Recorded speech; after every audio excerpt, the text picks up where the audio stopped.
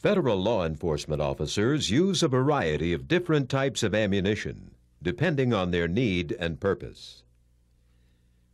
During the 1980s, law enforcement agencies began a rapid transition from revolvers to semi-automatic pistols. As a result, many agencies discovered they needed a cartridge with more power than the standard 9mm bullet. In 1990, the Olin Winchester and Smith & Wesson corporations answered the call with the development of a .40 caliber cartridge that was more powerful than the 9mm cartridge and had improved ballistics.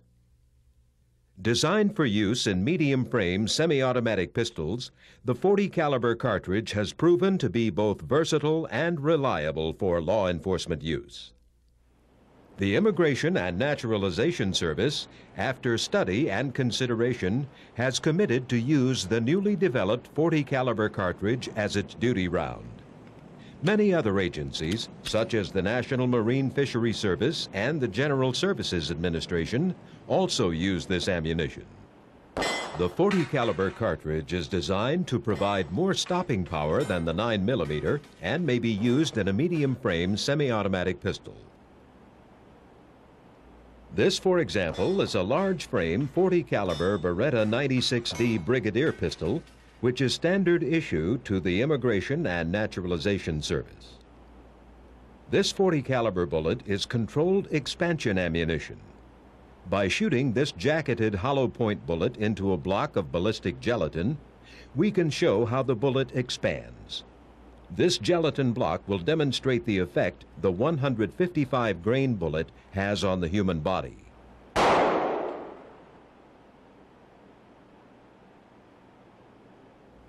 Now let's see the effect with the 165 grain bullet.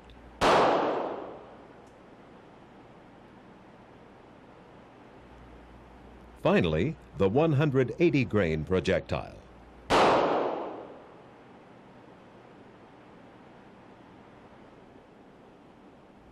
What kind of power does the .40 caliber pack?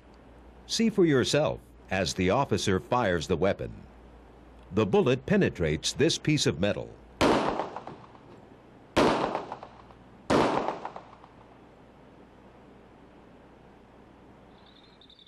The weapon with the .40 caliber ammunition has good range. As you can see, it can be shot accurately and effectively from a distance of more than 100 yards.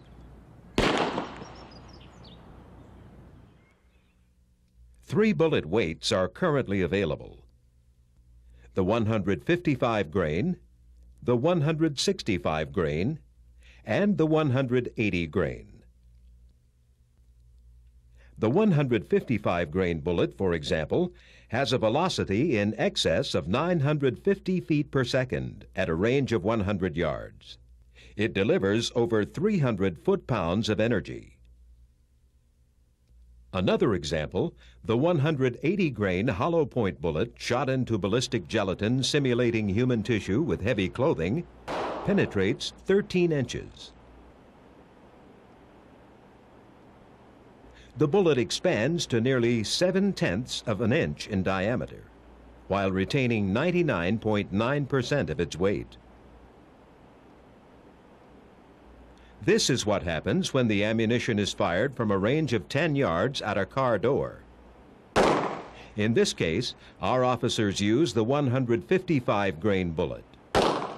From the same range, this is the effect of the 165 grain bullet.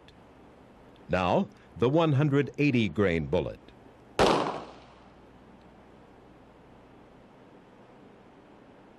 As you can see, the 155 grain bullet barely penetrated the door, while the 180 grain bullet completely penetrated the door, passed through the mannequin and the driver's side door, shattering the window. Remember, some car doors have a reinforced steel guard rail. This could affect the impact of the bullet, causing it to slow down or change direction. More than one round may need to be fired to ensure maximum results to stop the suspect. This is what happens when different grain .40 caliber bullets are fired through car side windows with tempered glass.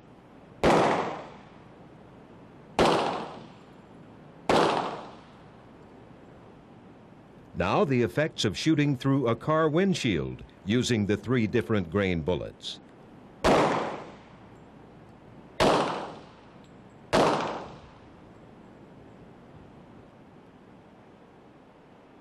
Because officers also work at seaports, it may be necessary to fire at suspects who are in boats. This is what the .40 caliber bullets do when fired at a fiberglass boat hull.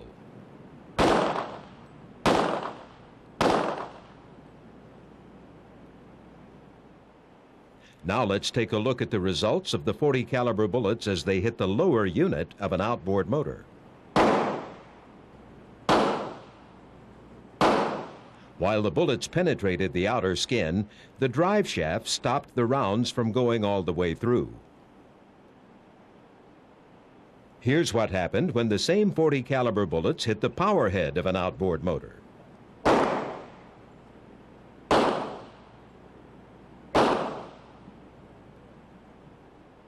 As you can see, the damage varies. This is the result of the 180 grain bullet. Here is the damage caused by the 165 grain bullet, and finally, the 155 grain bullet. While the bullets penetrated the engine block, not one went all the way through. In situations that require the use of force, officers or suspects may sometimes take cover behind objects such as mailboxes. Here is the effect of the 155 grain .40 caliber hollow point bullet being fired into a standard mailbox of the United States Postal Service. It may or may not penetrate and exit the mailbox.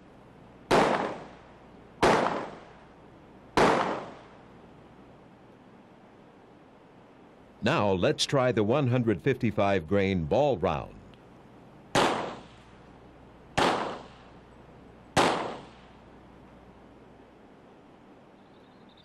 Officers also work at airports. This is the typical material used in a light airplane fuselage. Back at the firing range, our officer fires the .40 caliber bullet at the fuselage door, producing the following result.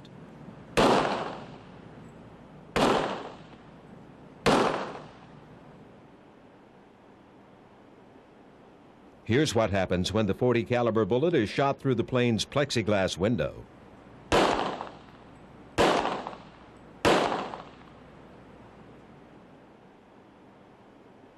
Of course, most of the time you discharge your weapon during training. For that reason, the .40 caliber bullet comes in 2 types: service ammunition for use in the field and training ammunition that's used for practice. Currently, for example, there are 6 types of non-lead training ammunition. They are the solid core jacketed zinc bullet, the stranded zinc core jacketed bullet, the solid core tin bullet, the plastic matrix bullet, the frangible copper bullet, and the frangible metal bullet. The purpose of non-lead, non-toxic, or reduced hazard training ammunition is to ensure the safety of the student and the environment. The Federal Law Enforcement Training Center at Glencoe, Georgia, has an official policy that training ammunition containing no lead be used at its facility whenever possible. This is to protect students, instructors, and the environment. However, the training ammunition is the ballistic equivalent of standard issue field ammunition. Recoil, accuracy, and range are similar. In this case, the training bullet is being fired at a paper target. One of the advantages, for example, is when frangible training bullets hit a metal target. They're designed to shatter, so no splashback occurs. This will reduce the hazard for the students and instructors. For agencies using this frangible training ammunition, or who are converting to it, this video is intended to show the value of the .40 caliber Smith & Wesson bullet. Recent developments with zinc core, tin core, and plastic matrix training ammunition have allowed the students to practice their shooting without the toxicity of leaded bullets or the dangers of training accidents due to splashback. Along with the reduced hazard ammunition, new technology in cleaner burning powders and primers reduces the student's exposure to heavy metals in the training environment. Remember, the .40 caliber S&W bullet has more stopping power than a 9mm bullet. It can penetrate car doors, windows,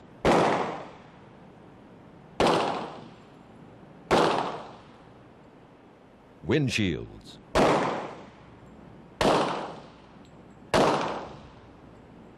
boat hulls, airplane fuselages,